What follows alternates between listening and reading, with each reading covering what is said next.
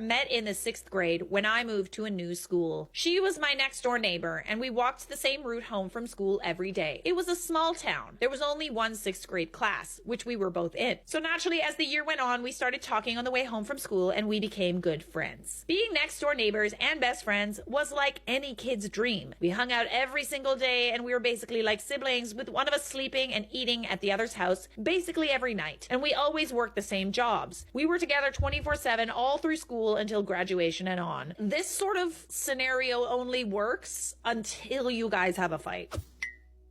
We both had kids our senior year. I ended up having a small wedding with my child's father immediately after graduation, but Chloe and her boyfriend split up. Shortly after having her child, Chloe met someone while at work. We were all still working together in a kitchen, my husband included, and they began to form a relationship. We'll call him Austin. He was a couple years older than us and was a great guy. We would all hang out outside of work, and we got along great. Fast forward a couple of years, myself and my husband get divorced in May of 2020. He cheated. Sorry to hear. And Chloe and her husband moved to the next state over.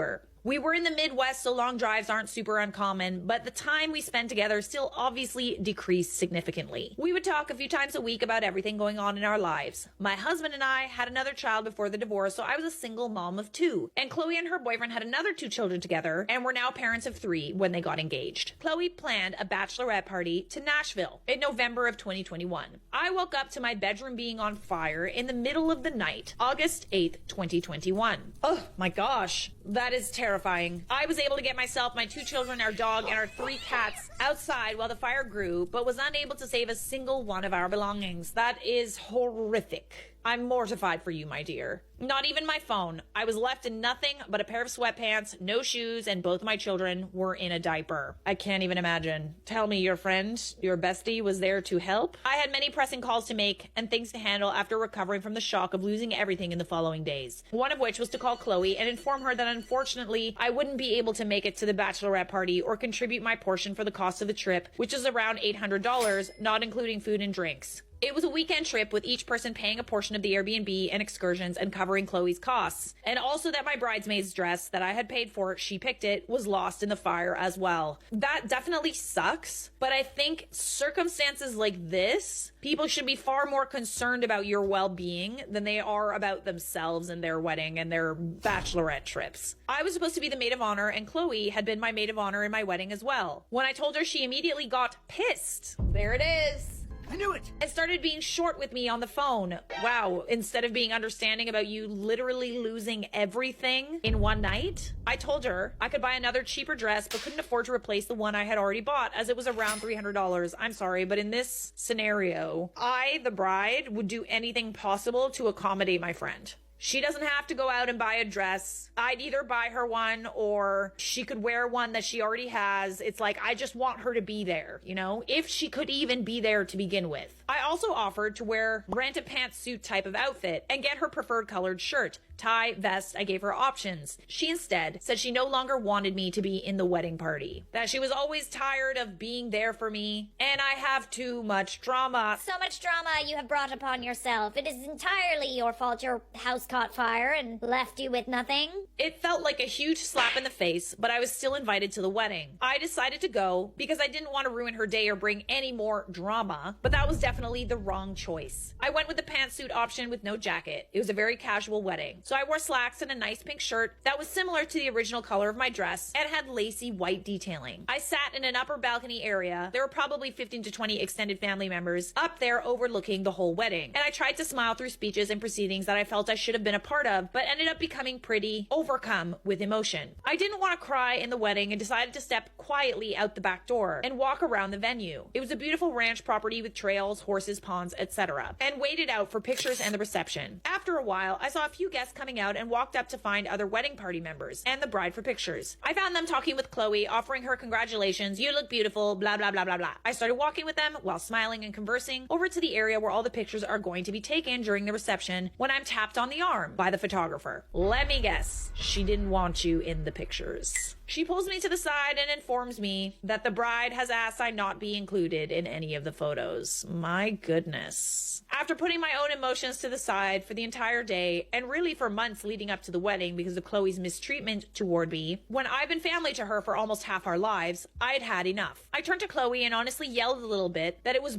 she couldn't tell me herself because she knows it was a move. I said many things that had bothered me about her over the years and how she's always made me feel less than, put me down, and just outright bullied me. I left the wedding, drove 8 hours home, and haven't talked to her since. Her and her husband have sent me a couple of friend requests.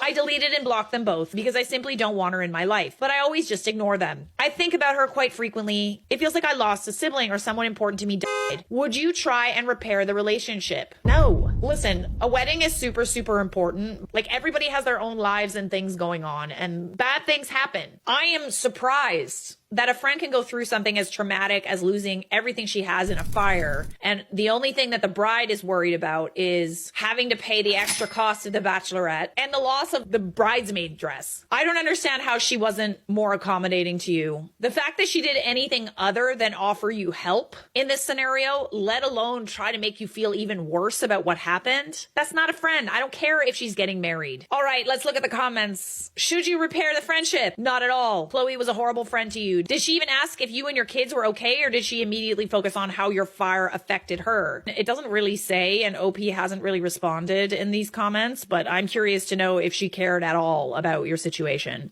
and the drama that you're bringing her. It's just such an inconvenience to me. Listen, drama is someone constantly causing issues over things that don't need to be discussed. Drama is constantly going back to your toxic ex and never listening to your friends. Drama is not being in a house fire, losing everything, and having to cope with that. That is not drama. That's a f***ing circumstance. I don't think it's worth it. The moment she saw one of your closest friends' house burn down and her emotion was annoyance for the wedding was the moment she was no longer a friend. You need to put yourself first. I mean, the fact that you still went to the wedding, yeah, even other people were like, why did you even go? I'm sure you didn't expect all of that to happen. I think a lot of people wouldn't have gone to the wedding in that scenario. Real friends don't do what she did. I had a fire and lost a lot of stuff. The night of the fire, my best friend drove over to the house and took me home with her. Literally, was any help offered to you at all? Or was she just annoyed with how you were inconveniencing her? You're a fake. On the way, she took me to get enough replacements for clothes for a couple of days, and I stayed with her for a few days. She also came with me to help me clean up and see what could be saved. We were living close at the time, but if it happened now, she would still do whatever she could do to help. Wait, you lost everything, your home and everything else, and she was disappointed for herself and not you and your children in your worst moment? She was never your friend then, because if my friend was someone so egotistical that wouldn't care for my well-being and be happy I and my babies were, thank God, alive, she doesn't deserve to be near me.